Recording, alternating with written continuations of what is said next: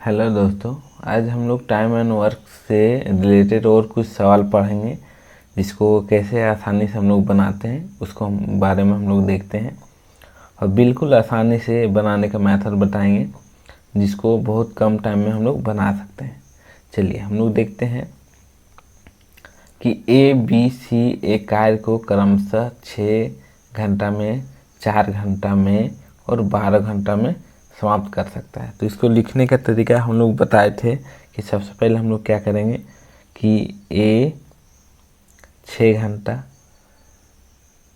B 4 घंटा और सी 12 घंटा। तो हम लोग क्या बोले थे कि ऐसा कुछ काम मान लेते हैं, काम का संख्या जिसमें ये सबसे कटेगा। तो हम लोग क्या करते हैं, इसका एलसीएम निकाल लेते हैं। तो एलसीएम निकालेंगे तो अगर 12 एलसीएम निकालेंगे तो हम लोग देखें कि अगर कुल काम 12 है तो 6 दिन लगेगा काम करने में। तो यानी एक दिन में कितना काम हो रहा है, 2। अगर 4 दिन लगेगा तो एक दिन में कितना काम हो रहा है, और 12 दिन लगेगा तो यानी एक दिन में कितना काम हो रहा है, 1। तो बोला क्या, इन तीनों मिलके एक साथ में कितने घंटा में काम कर सकता है। तो यानी 1 घंटा में कितना काम हो रहा है, ये जो काम हुआ वो 1 घंटा का काम हुआ, या एक दिन का हम लोग भी बोल सकते हैं, घंटा का। तो यहाँ 6 काम हुआ 1 घंटा में, 6 काम हो रहा है, ठीक है, 1 घंटा में, जिसको हम लोग इफिशिएंसी बोलते हैं। ठीक है, तो हम लोग को टोटल कितना काम करना है, 12 काम। तो 12/6 कर दिए तो कितना, 2 घंटा में ये काम पूरा कंप्लीट हो जाएगा। बस इसी तरह इसको हम लोग को बनाना है। हम लोग क्या बोले थे कि कुल काम कितना है, 12। अब 1 घंटा में काम हो रहा है 6, तो 12 काम करने में कितना घंटा लगेगा, बस 2 घंटा। ठीक है, चलिए नेक्स्ट क्वेश्चन थोड़ा सा देखते हैं हम लोग। ए किसी काम को 12 दिन में समाप्त कर सकता है। तो हम लोग यहाँ लिखेंगे ए 12 दिन में, बी इसे 10 दिन में कर सकता है, बी इसे 10 दिन में कर सकता है। तो हम लोग कोई काम ऐसा मान लेते हैं जो तो इसको हम लोग क्या मान सकते हैं,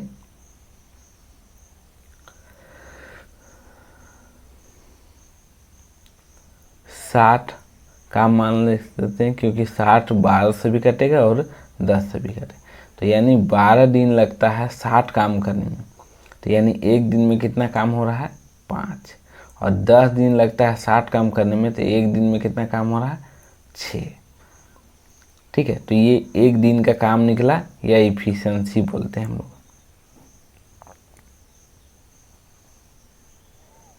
एक दिन का काम, और ये क्या हो गया, कुल काम। ठीक है, अब हम लोग को यहाँ पर क्या है कि पूछा क्या गया कि ए बी तथा सी तीनों मिलकर इस काम को 5 दिन में पूरा करता है। ओ यहाँ पर ए प्लस बी प्लस सी, अगर तीनों मिलके इसी काम को कितना दिन में पूरा करता है, 5 दिन।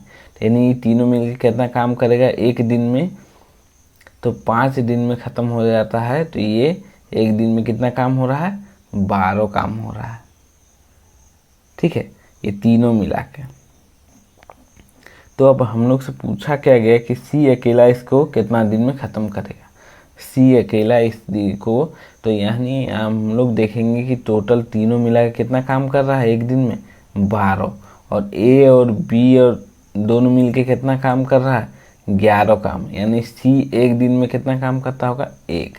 तो पूरा काम को ख़त्म करने में कितना दिन लगाएगा, तो 60 दिन लगाएगा, क्योंकि एक दिन में एक काम कर रहा है। तो 60 काम है, 60 काम को करने में कितना दिन लगेगा, 60 दिन। बस तो इस तरह करके हम लोग आंसर निकाल सकते हैं। चलिए अगला सवाल देखते हैं। ए अकेला इस कार्य को 12 दिन में ख़त्म करता है। तो ए कितना दिन में ख़त्म करता है, 12 दिन। बी अकेला इस काम को कितना दिन में ख़त्म करता है, 18 दिन में।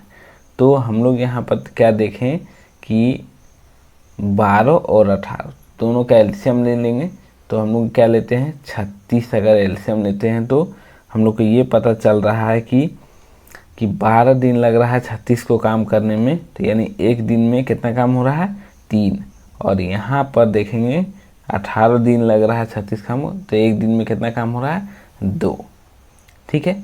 अब यहाँ क्या पूछा गया है कि दोनों मिलकर कार्य आरंभ करते हैं, परंतु कार्य समाप्त होने से 3 दिन पहले ही ए ने कार्य छोड़ दिया। तो पूरा कार्य कितने दिन में समाप्त हुआ।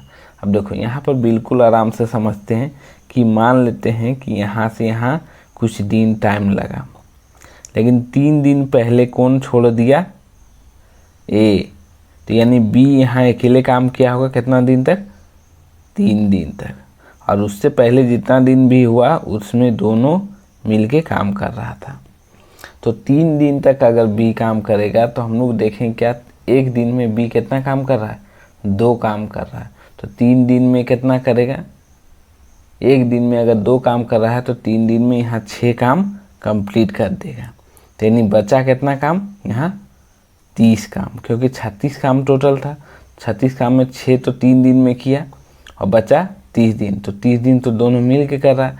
तो दोनों मिल के एक दिन में कितना काम कर रहा है, तो 5 काम कर रहा है। तो बस अब यहाँ पर हम लोग देखेंगे कि यहाँ पर कितना दिन लगेगा।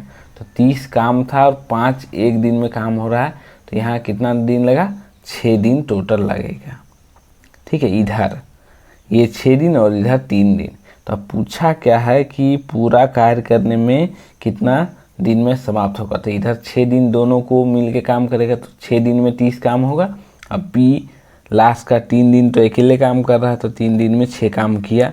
तो बस इस तरह से हम लोग यहाँ क्या देखें कि 6 दिन और 3 दिन, तो टोटल कितना दिन लगा, 9 दिन लगा।